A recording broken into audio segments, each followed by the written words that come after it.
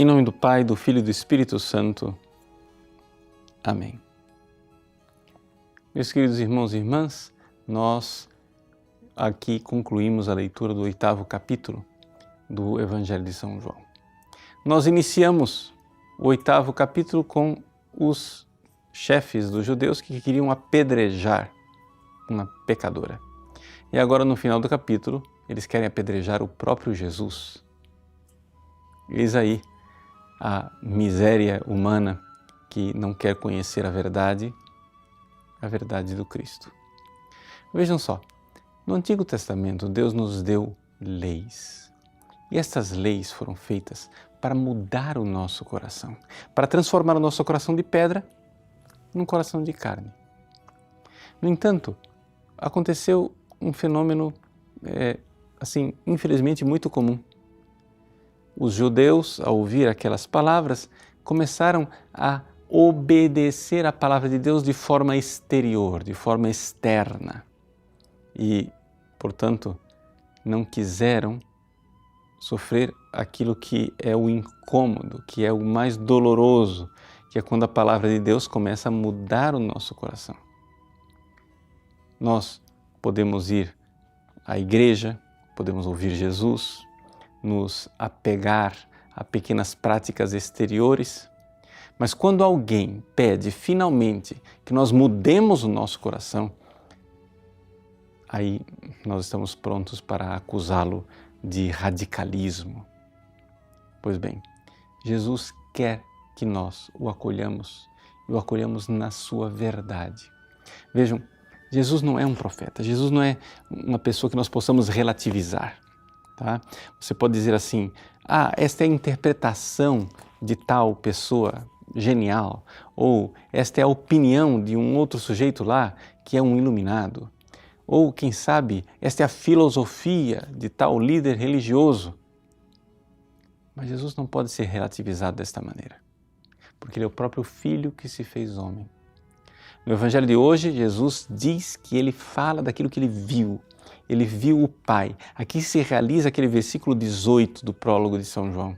Ninguém jamais viu a Deus, mas o Filho unigênito que está voltado para a intimidade de Deus, foi Ele quem veio aqui e nos deu a conhecer esse Deus. Portanto, nós estamos diante não de um homem simplesmente, mas de Deus que se fez homem. E as suas palavras não podem ser relativizadas, não podem ser agora,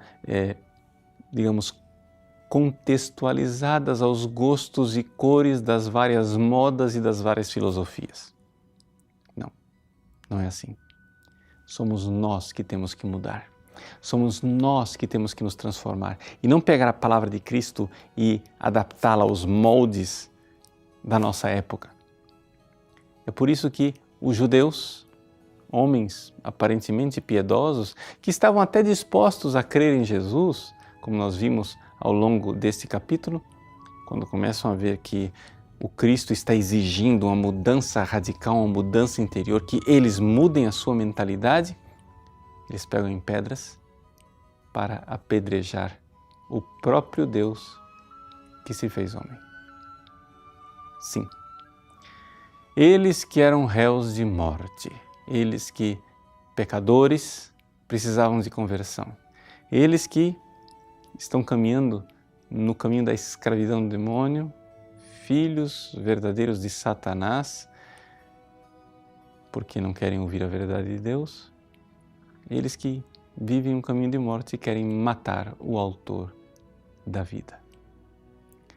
Ora, a gente enxergar isso é muito triste, a gente enxergar isto nos deixa desconcertados, mas a coisa é pior quando nós vemos que, na verdade, eles são um espelho para nós.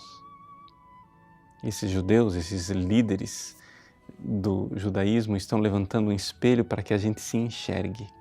Eu me enxergue, que eu estou disposto a ir à igreja, ser um menino comportadinho com observações exteriores, mas que quando o Cristo toca e exige mudança por dentro, aí eu estou disposto a apedrejar não só os mensageiros de Deus, mas quem sabe até o próprio Deus.